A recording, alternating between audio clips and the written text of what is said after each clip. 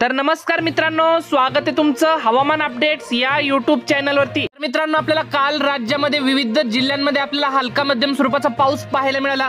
आज देखील आपल्याला राज्यातील विविध 20 ते 25 जिल्ह्यांमध्ये आपल्याला हलका मध्यम तर काही ठिकाणी आपल्याला जोरदार स्वरूपाचा पाऊस पाहायला मिळत आहे। तसेच 18, 19 व 20, 21 मार्चला देखील राज्यात जोरदार स्वरूपाच्या अवकाळी पावसाचा इशारा पाहायला मिळत आहे। तर जाणून घेऊयात याबद्दलची संपूर्ण माहिती सविस्तरपणे।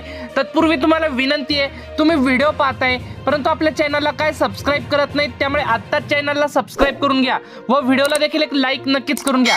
आपल्याला आज दुपारनंतर मध्य महाराष्ट्र, पश्चिम महाराष्ट्र, उत्तर महाराष्ट्र काही ठिकाणी आपल्याला या भागांमध्ये जोरदार स्वरूपाचा तर काही ठिकाणी हलक्या मध्यम स्वरूपाचा पाऊस पाहायला मिळतोय। आपण जसं की स्क्रीनवरती बघू शकताय, आपल्याला सांगली, सातारा, सोलापूर, कोल्हापूर, पुणे या जिल्ह्यांमध्ये आपल्याला हवामान ढगाळ पाहायला मिळतंय।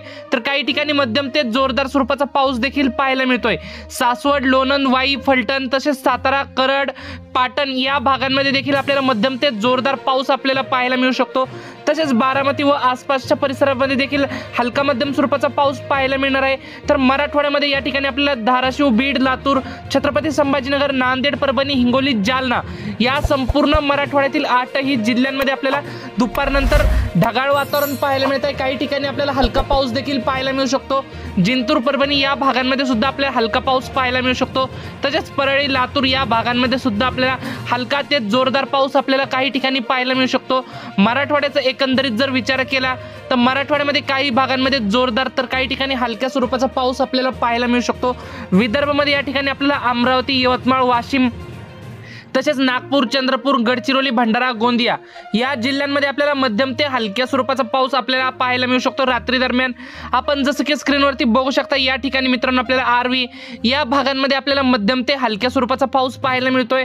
तसेच अमरावती जिल्ह्यामध्ये देखील आपल्याला जोरदार स्वरूपाचा पाऊस काही भागांमध्ये पाहायला मिळू शकतो। यवतमाळ, वाशिम जिल्ह्यामध्ये देखील हवामान ढगाळ पाहायला मिळू शकतो। तर काही ठिकाणी हलक्या मध्यम स्वरूपाचा पाऊस देखील आपल्याला पाहायला मिळू शकतो।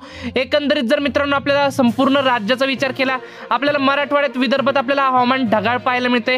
तर आपल्याला पश्चिम महाराष्ट्रामध्ये तसेच सांगली, सातारा, कोल्हापूर या जिल्ह्यांमध्ये हलक्या मध्यम स्वरूपाचा पाऊस पाहायला मिळतोय।